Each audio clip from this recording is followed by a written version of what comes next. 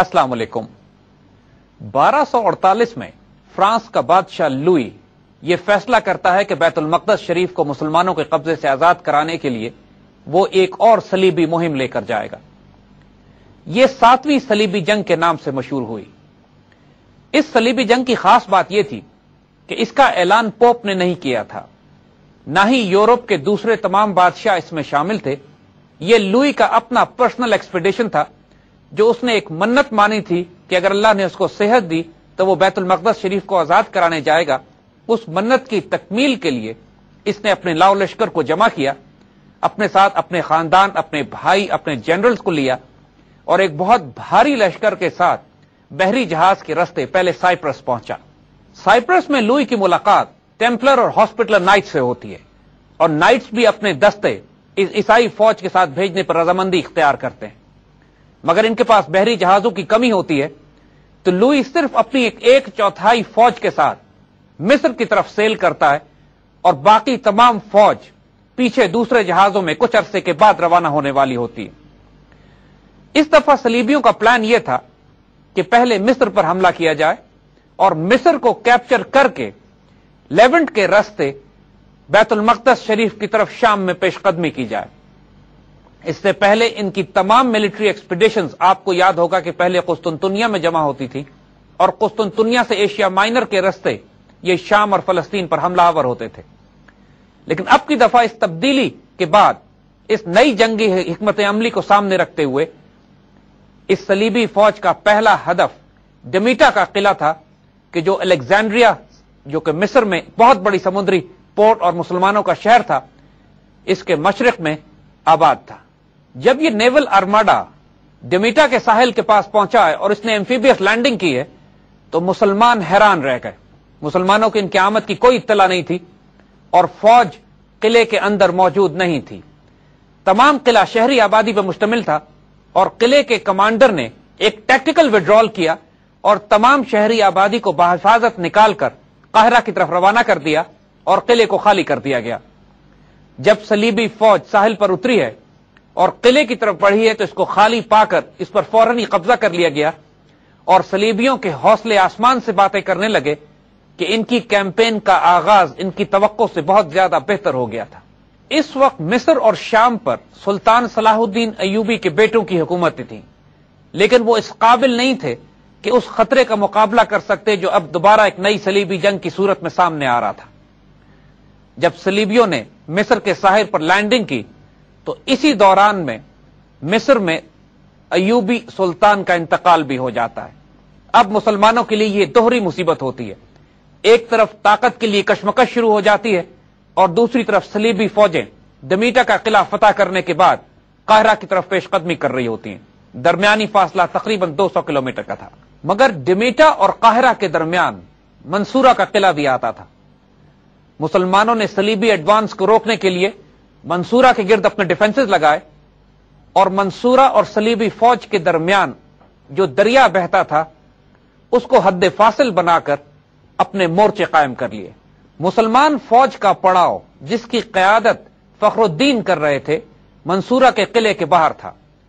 اس کے بعد دریا اور دریا کے دوسرے کنارے پر صلیبی فوج۔ طویل عرصہ یہ محاصرہ قائم رہا، مگر ایک دن صلیبیوں نے مسلمانوں کو سرپرائز کر دیا۔ جب صبح کے وقت مسلمان اپنے کیمپ میں آرام سے بیٹھے ہوئے تھے تو ایک خاص راستے سے جو مخبری کے ذریعے صلیبیوں نے معلوم کیا تھا، ایک ہراول دستہ ان کا دریا کراس کرتا ہے جس کی قیادت کنگ لوئی کا اپنا بھائی کر رہا ہوتا ہے، اور وہ دستہ مسلمانوں کے کیمپ پر ٹوٹ پڑتا ہے۔ مسلمانوں کو شدید نقصان ہوتا ہے، گھمسان کی لڑائی ہوتی ہے اور اس نقصان میں مسلمان کمانڈر ان چیف فخر الدین شہید ہو جاتے ہیں۔ مسلمان فوج تیزی سے ریٹریٹ کرتی ہے اور منصورہ کے قلعے میں داخل ہو جاتی ہے۔ جو عیسائی دستہ مسلمان فوج پر شبخون مارنے کے لیے بھیجا گیا تھا اس کی تعداد کوئی بہت زیادہ نہیں تھی۔ جب کنگ لوئی کو اس کامیابی کی اطلاع ملتی ہے تو وہ اپنی فوج کو حکم دیتا ہے کہ فوراً دریا پار کیا جائے، اور اس دستے کے کمانڈر اپنے بھائی کو حکم دیتا ہے کہ اسی جگہ انتظار کیا جائے جب تک کہ باقی صلیبی فوج دریا پار کر کے یہاں نہ پہنچ جائے۔ لیکن بادشاہ کا یہ بھائی اس وقت جوش میں ہوتا ہے اور بادشاہ کے اس حکم کی عدولی کرتا ہے۔ مسلمان فوج جو قلعے میں داخل ہو چکی ہوتی ہے اس کو اس وقت سخت کڑی آزمائش کا سامنا ہوتا ہے۔ قاہرہ میں خلیفہ کا انتقال ہو چکا ہوتا ہے، شبخون کے ذریعے مسلمان کمانڈر ان چیف بھی شہید ہو جاتے ہیں، اور اس وقت مسلمان فوج کی قیادت اور اس کا نظم ایک نئے سپہ سالار کے ہاتھ میں آتا ہے، جو بعد میں تاریخ میں رکن الدین بیبرس کے نام سے یاد کیے جاتے ہیں۔ اس صلیبی کیمپین میں موجود برٹش ریجمنٹ اور ٹیمپلر اور ہاسپٹلر نائٹس بھی لوئی کے بھائی کو مشورہ دیتے ہیں کہ پچھلی فوج کا انتظار کیا جائے اور ہم چند ہزار کے دستوں کے ساتھ منصورہ میں داخل نہیں ہوتے، لیکن بادشاہ کا بھائی انکار کر دیتا ہے اور خود اپنی فوج کو لے کے منصورہ میں داخل ہو جاتا ہے۔ مجبوراً ٹیمپلرز اور ہاسپٹلر نائٹس اور برٹش بریگیڈ اپنے کاؤنٹ کے ساتھ منصورہ شہر کے اندر داخل ہوتی ہے۔ بیبرس اس وقت تک مملوک فوج کو ری آرگنائز کر چکے ہوتے ہیں اور ایک کاؤنٹر اٹیک کی اسٹریٹجی بھی ڈیولپ کر لی جاتی ہے۔ سب سے پہلا کام صلیبی فوج کے لیے منصورہ شہر کے اندر ایک ایمبوش لگایا جاتا ہے، شہر کے دروازے کھول دیے جاتے ہیں اور یہ تاثر دیا جاتا ہے کہ جس طرح مسلمان فوج شہر خالی کر کے جا چکی ہے۔ اپنے جوش میں یہ کئی ہزار فرینچ فورسز، ٹیمپلر اور ہاسپٹلر نائٹس اور برٹش بریگیڈ ایک ساتھ شہر میں داخل ہوتے ہیں اور شہر کی تنگ گلیوں میں ٹریپ ہو جاتے ہیں۔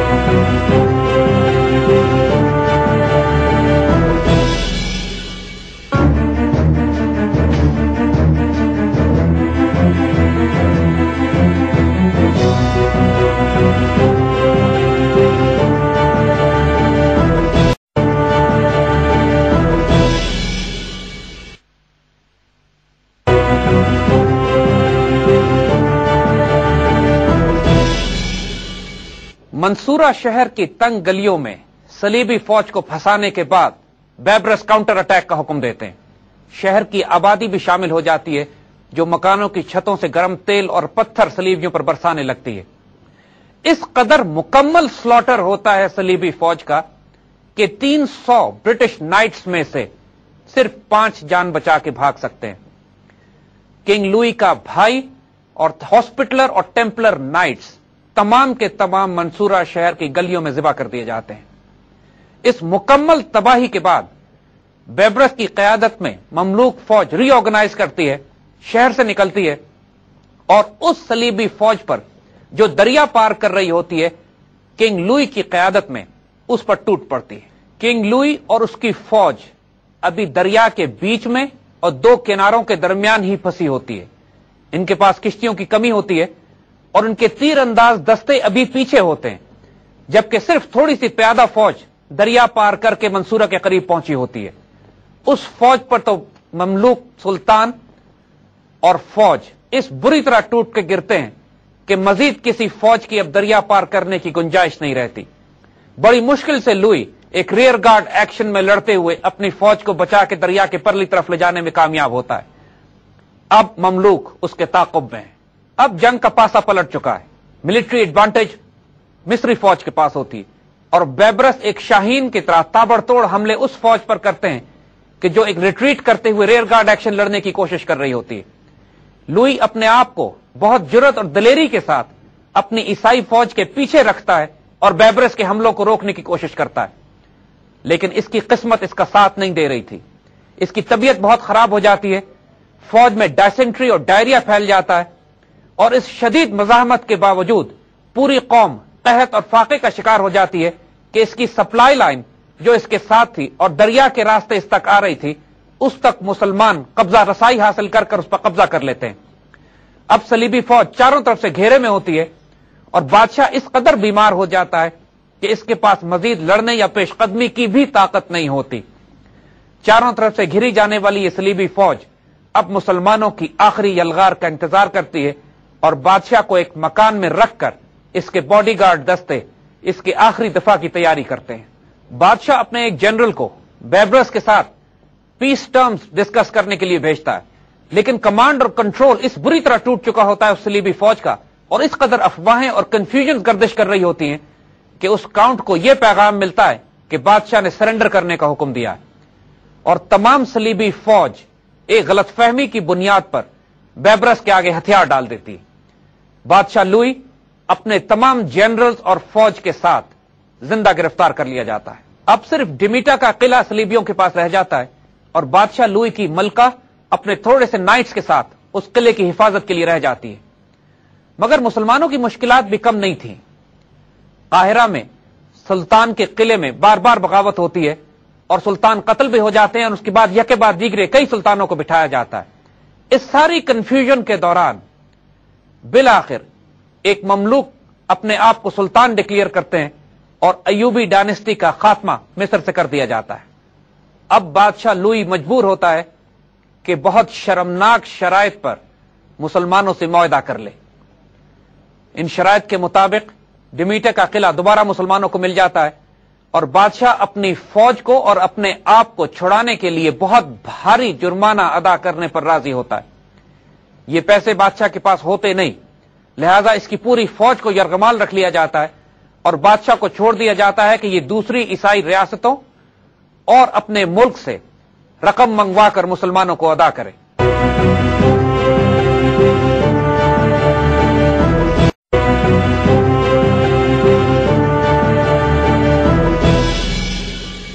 بادشاہ لوئی کی فرینچ فوج کی تباہی اور ٹیمپلر اور ہاسپٹلر نائٹس کے مکمل طور پر صفایا ہو جانے کے بعد یہ 7واں کروسیڈ ایفیکٹولی ختم ہو جاتا ہے۔ اب بادشاہ کے سامنے صرف ایک آبجیکٹو ہوتا ہے کہ کسی طرح اپنی باقی پھنسی ہوئی فوج کو مسلمانوں کے قبضے سے بچائے، مگر مسلمانوں کی صفوں میں بھی انتشار بہت زیادہ پھیل چکا ہوتا ہے۔ اس وقت شام میں سلطان صلاح الدین ایوبی کی اولادیں حکومت کر رہی ہوتی ہیں، مگر مصر میں ان کا تختہ الٹ دیا جاتا ہے اور مملوک سلطنت یہاں وجود میں آتی ہے۔ مملوکوں اور ایوبیوں کے درمیان اختلافات کو کنگ لوئی ایکسپلائٹ کرنے کی کوشش کرتا ہے اور ایوبیوں سے کہتا ہے کہ اگر وہ اس کا ساتھ دیں تو یہ مل کر مملوکوں کے خلاف جنگ کریں۔ مگر اسی دوران میں منگول خطرہ امت مسلمہ کے سر پر منڈلا رہا تھا۔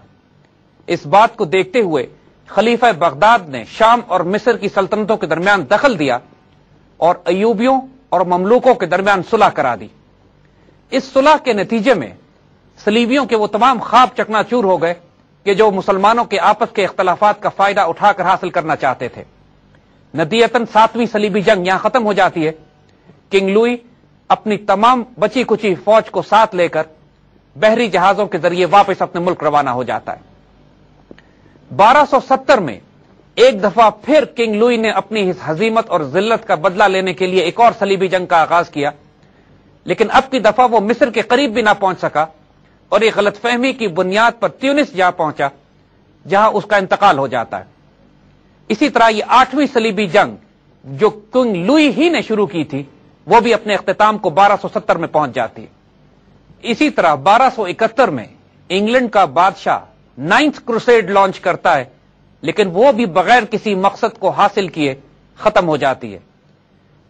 اب ایفیکٹولی وہ تمام صلیبی جنگیں جو مسلمانوں کے خلاف پچھلے 150 سال سے جاری تھی 9ویں کروسیڈ کے بعد مکمل طور پر دم توڑ دیتی ہیں اور اب مسلمان شام، فلسطین اور اس کے تمام علاقوں سے صلیبیوں کو باہر نکال دیتے ہیں۔ یہ تمام کام بھی آنے والے وقتوں میں سلطان بیبرس کے ہاتھوں ہی انجام پاتا ہے۔ مگر اب ہم اپنی توجہ تھوڑا سا تاریخ میں پیچھے جاتے ہیں کہ جب 8ویں صلیبی جنگ 1254 میں کنگ لوئی کی صلیبی جنگ مکمل طور پر ختم ہو جاتی ہے، اب مسلمانوں کی توجہ منگول خطرے کی طرف ہوتی ہے۔ آپ کو یاد ہوگا کہ 1258 میں ہلاکو خان کی فوجیں بغداد کو تباہ و برباد کرتی ہیں اور اس کے بعد آگے بڑھتے ہوئے شام اور مصر کی سرحد پر پہنچ جاتی ہیں۔ بیبرس اس وقت مملوک فوج کے کمانڈر ان چیف کی حیثیت سے مسلمان فوجوں کی قیادت کر رہے ہوتے ہیں اور سلطان قطز مصر کے تخت پر براجمان ہوتے ہیں۔ ہلاکو خان جب اپنی فوجوں کے ساتھ مصر کی سرحد پر پہنچتا ہے تو سب سے پہلے اپنے کچھ سفیر ایک انتہائی ذلت آمیز خط کے ساتھ سلطان قطز کے پاس روانہ کرتا ہے۔ اس خط میں اس نے نہ صرف مسلمانوں کی توہین کی بلکہ اللہ اور رسول صلی اللہ علیہ وسلم کی شان میں بھی گستاخیاں کی۔ وہ خط اس قدر توہین آمیز تھا کہ سلطان قطز جلال میں آ کر ان سفیروں کی گردنیں اڑا دیتے ہیں۔ منگول قانون کے مطابق اس سے زیادہ بڑی توہین ان کی سلطنت کی نہیں ہو سکتی تھی کہ اگر ان کے سفیر کی گردن اتار دی جائے۔ ہلاکو خان 3 لاکھ کے لشکر کے ساتھ آگے بڑھتا ہے اور مصر کی سرحد پر عین الجالوت کے مقام سے کچھ پیچھے پہنچ جاتا ہے۔ مسلمان فوج صرف 20,000 ہوتی ہے اور اس کی قیادت رکن الدین بیبرس کمانڈر ان چیف کر رہے ہوتے ہیں۔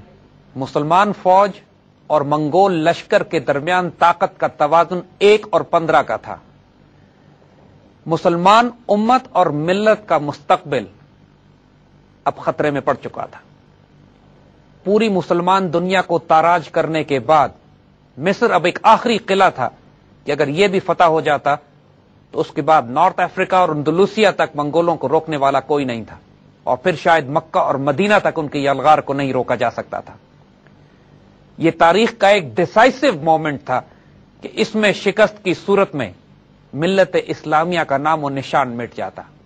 اللہ تعالیٰ کو بالآخر مسلمانوں کی حالت پر رحم آتا ہے اور ایک فیصلہ کن ڈیسائسو ڈیوائن انٹروینشن ہوتی ہے جو اس جنگ کا پاسا پلٹ دیتی ہے۔ ہلاکو کے پاس منگولیا سے اطلاع پہنچتی ہے کہ اس وقت کا خان مر چکا ہے اور نئے خان کے انتخاب کے لیے ہلاکو کا وہاں پہنچنا فوراً ضروری ہے۔ ساتھ ساتھ ہلاکو کو یہ بھی خبر ملتی ہے کہ اس کا بھائی جو منگول فوجیں لے کر روس، داغستان، چیچینیا اور وولگا ریجن کی طرف بڑھا تھا، وہ وہاں پر مسلمان فقراء اور درویشوں کی صحبت سے متاثر ہو کر مسلمان ہو چکا ہے۔ یہ دو وحشتناک خبریں ہلاکو کو اس وقت پہنچتی ہیں کہ جب عین الجالوت کی جنگ شروع ہونے میں تھوڑا ہی وقت رہ جاتا ہے۔ عین جنگ سے پہلے تقریباً 2.25 لاکھ کا لشکر لے کر ہلاکو واپس لوٹ جاتا ہے منگولیا کی طرف، اور اس کے بعد مسلمانوں اور منگولوں میں طاقت کا توازن تقریباً درست ہو جاتا ہے۔ مسلمان 20,000 فوج اب 3 لاکھ منگولوں کے مقابلے کے بجائے تقریباً 40,000 منگولوں کے مقابلے پر آتی ہے اور ایک شدید فیصلہ کن جنگ کی تیاری کر لی جاتی ہے۔ شام اور فلسطین کے علاقوں میں داخل ہونے کے بعد ہلاکو نے اپنا مرکز آج کے لبنان میں بنایا ہوا تھا۔ جب مسلمانوں کی مملوک فوج مصر سے نکل کر پیش قدمی کرتی ہے لبنان کی طرف، تو دوسری طرف سے منگول جنرل قطبوقہ نے بھی اپنی فوج کو لے کر پیش قدمی کی، مگر اس سے پہلے ایک لانگ رینج فائٹنگ پیٹرول منگولوں نے آگے روانہ کیا کہ جو سلطان بیبرس کی فوجوں سے عین الجالوت کے مقام کے قریب ٹکرایا۔ اس منگول فوج کے ایک ایک فرد کو مسلمان فوج نے کاٹ کے رکھ دیا۔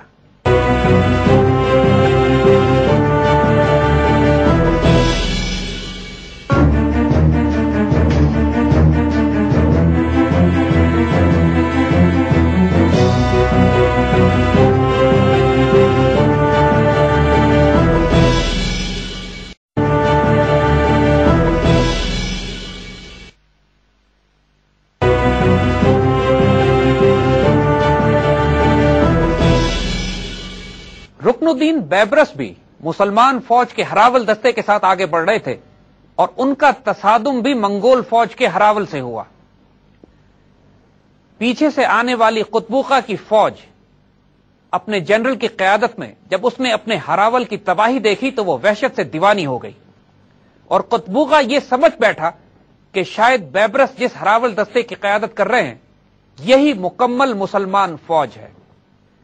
اس سے پہلے مسلمانوں نے جنگی حکمت عملی یہ ڈیولپ کی کہ ارادہ یہ تھا کہ پوری منگول فوج کو ایک نیرو وادی کے اندر ڈرا کر لیا جائے، جس وادی کے چاروں طرف پہاڑی مورچوں کے پیچھے اصل مسلمان فوج چھپ کے بیٹھے گی، اور جب بیبرس آگے بڑھ کر قطبوقہ کی فوج سے ٹکرائیں گے تو تاثر یہ دیں گے کہ مسلمان شکست کھا کر پیچھے ہٹ رہے ہیں، اور اس طرح دھوکے سے تمام منگول فوج کو اس وادی کے اندر لے آیا جائے گا جس کے چاروں طرف مین مسلمان فوج ایمبوش لگا کر بیٹھی ہوئی ہے۔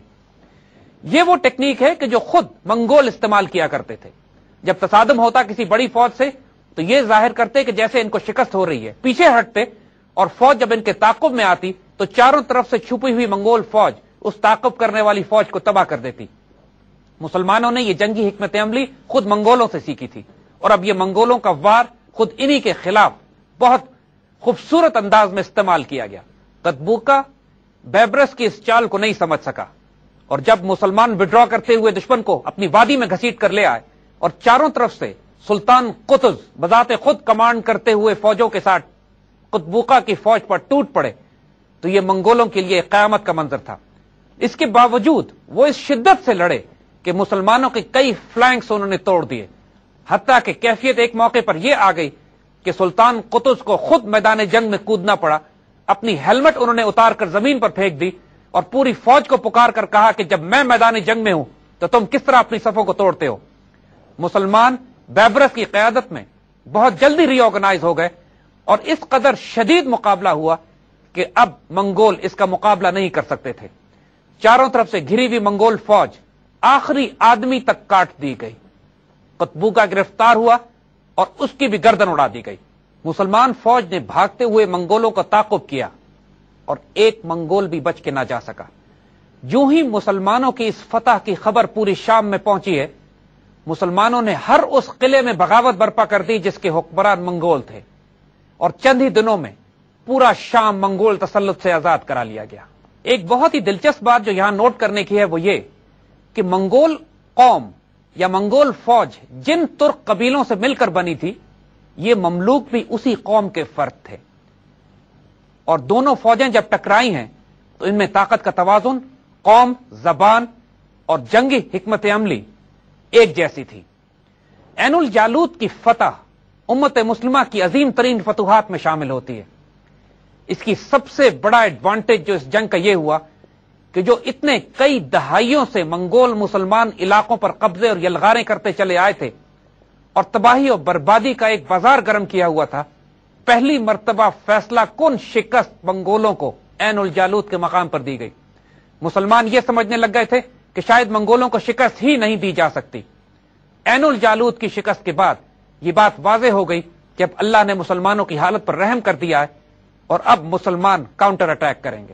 عین الجالوت کی جنگ تاریخ میں اس لحاظ سے بھی بہت اہم ہے کہ اس میں مسلمانوں نے پہلی دفعہ ہینڈ گرنیڈ استعمال کیے، یعنی اس زمانے میں ایکسپلوسیوز کا استعمال سب سے پہلے مسلمانوں نے کیا، اور اس کا استعمال منگول گھوڑوں کو بتکانے اور خوفزدہ کرنے کے لیے شدید آواز کے دھماکوں کے ذریعے تھا۔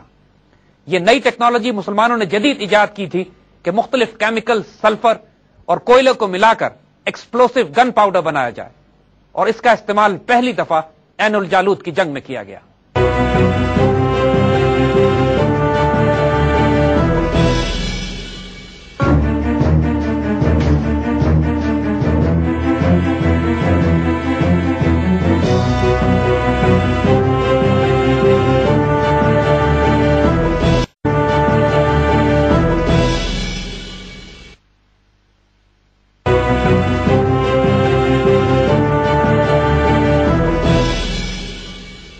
عین الجالوت کی فتح کے بعد سلطان بیبرس مملوک فوجوں کو لے کر شام فتح کرتے ہوئے اناطولیہ میں داخل ہو گئے اور منگولوں کی اس فوج کو جو اناطولیہ میں قائم تھی اس کو بھی تباہ و برباد کیا۔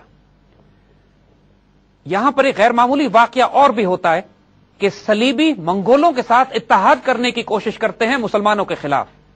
فلسطین کے ساحل کے پاس کئی صلیبی قلعے ابھی بھی موجود تھے۔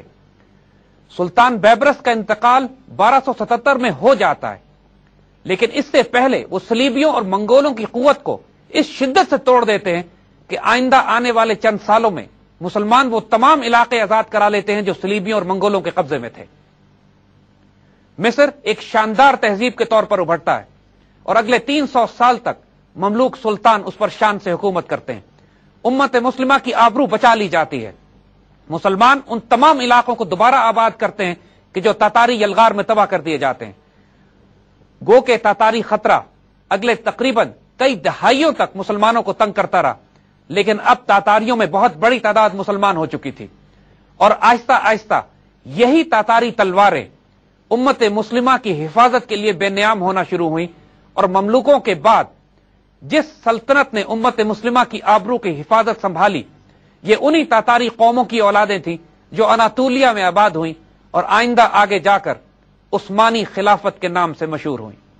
عین الجالوت کی فتح سے جو اللہ نے سلطان بیبرس کے ہاتھوں مسلمانوں کو عطا کی، ایک غیر معمولی تاریخی فینومینا ہمارے سامنے آتا ہے جس کو ہم سروائیول آف اسٹریٹجک سیولائزیشنز کہتے ہیں۔ دیکھیے، یہ بار بار ہمیں تاریخ میں نظر آتا ہے کہ جو اسٹریٹجک سیولائزیشنز دنیا میں قائم ہوتی ہیں ان کے درمیان طاقت کا توازن تو تبدیل ہوتا رہتا ہے، لیکن قدرت کسی ایک سویلائزیشن کو یہ اجازت نہیں دیتی کہ وہ دوسری تہذیب کو مکمل طور پر انہیلیٹ کرتے، کیونکہ اس سے کائنات میں طاقت کا توازن تبدیل ہو جاتا ہے اور کائنات کا عدل ڈسٹرب ہوتا ہے۔ مسلمان جب قتیبہ بن مسلم کی قیادت میں قرون اولیٰ میں چین کو فتح کرنے نکلے تو کاشغر کی فتح کے بعد آگے نہ جا سکے، اور قدرت نے حالات ایسے پیدا کر دیے کہ چین کو بچا لیا گیا۔ اسی طرح جب مسلمان اسپین فتح کرتے ہوئے فرانس میں داخل ہوئے تو فرانس کی سرحدوں پر بھی مسلمانوں کو روک دیا گیا اور یورپ کو مسلمانوں کی یلغار سے بچا لیا گیا۔ اسی طرح جب مسلمان قسطنطنیہ پر قرون اولیٰ کے دور میں حملے کرتے رہے تو قسطنطنیہ بھی مسلمانوں کے آگے ڈٹا رہا، اور اگر قسطنطنیہ فال ہو جاتا تو پورا یورپ مسلمان ہو جاتا۔ یہاں پر ہم کو قدرت اور فطرت کا ڈیسائسو ہینڈ نظر آتا ہے جو یہ فیصلے کرتا ہے کہ اگر ایک تہذیب مٹا دی جائے، اگر پوری دنیا میں وہ تمام تہذیبیں ہی ختم ہو جاتی ہیں اور مسلمان سب پر غالب ہو جاتے تو شر اور خیر کی تمیز مٹ جاتی، پھر مقابلہ نہ ہوتا، امتحان نہ ہوتا، اور تاریخ میں کوئی آزمائش نہ لکھی جاتی۔ اسی طرح ہمیں دوسری تہذیبوں کی بھی ایسی بہت سی جنگیں ملتی ہیں کہ جہاں پہ اللہ فیصلہ کن طور پر مسلمانوں کی مدد کرتا ہے۔ اگر مسلمانوں کی مدد اس موقع پر نہ کی جاتی تائید غیبی سے تو مسلمانوں کا نام و نشان مٹا دیا جاتا۔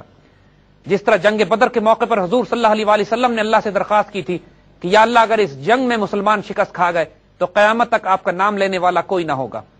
اس طرح کی کئی جنگیں تاریخ اسلام میں ہمارے سامنے آتی ہیں کہ جہاں پہ اللہ تعالیٰ ڈیسائسولی مسلمانوں کی مدد کرتا ہے، چاہے وہ جنگ زلاقہ ہو کہ جو یوسف بن تاشفین نے لڑی، چاہے وہ بیٹل آف مینزیکرٹ ہو جس میں اللہ ارسلان بائزنٹائنز کو شکست دیتے ہیں، چاہے وہ جنگ یرموک ہو جہاں ڈیسائسولی بائزنٹائن امپائر کو سیریا میں شکست ہوتی ہے، اور اسی طرح کی جنگوں میں عین الجالوت کا شمار ہوتا ہے۔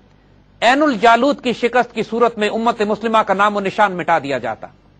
یہاں پر ایک ڈیسائسو انوالومنٹ ڈیوائن پلاننگ کی ہم کو نظر آتی ہے۔ قدرت کی اس غیر معمولی حکمت کو اگر سامنے رکھ کے آج کے دور کا موازنہ کیا جائے تو واضح ہو جاتا ہے کہ آج بھی کئی تہذیبیں آپس میں متصادم ہیں۔ ایک طرف جوڈو کرسچن ویسٹرن سویلائزیشن ہے، ایک طرف چائنیز سویلائزیشن ہے، ایک طرف ہندو تہذیب ہے، بیچ میں مسلمان سویلائزیشن ہے، اور ایک طرف رشین سویلائزیشن ہے۔ یہ تمام تہذیبیں اپنے مفادات کے لیے باہم متصادم بھی ہیں اور کہیں ایک دوسرے کی حلیف بھی۔ آج بھی مسلمان دنیا چاروں طرف سے حملوں کا شکار ہے۔ جس طرح 13ویں صدی میں مصر آخری چٹان کے طور پر سامنے ابھرا تھا اور یہ وہ مرکز بنا تھا کہ جہاں سے مسلمانوں نے ری گروپ کر کے کاؤنٹر اٹیک کیا اور تمام امت مسلمہ اپنی آبرو کو حفاظت کرنے میں کامیاب ہوئی، اسی طرح آج کے دور میں امت مسلمہ کی آخری چٹان پاکستان ہے۔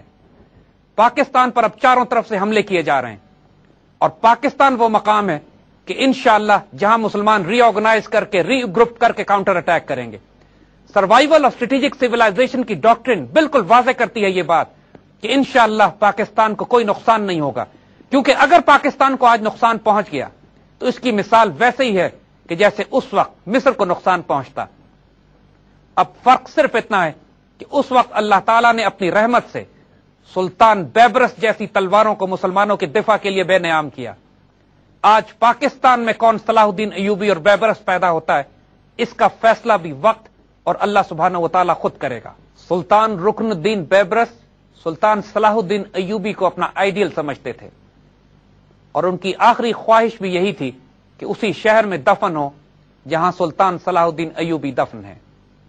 13ویں صدی میں امت مسلمہ کے سب سے بڑے مجاہد اور تلوار جس سے اللہ تعالیٰ نے امت کی عزت اور آبرو کی حفاظت کا کام لیا، سلطان رکن الدین بیبرس۔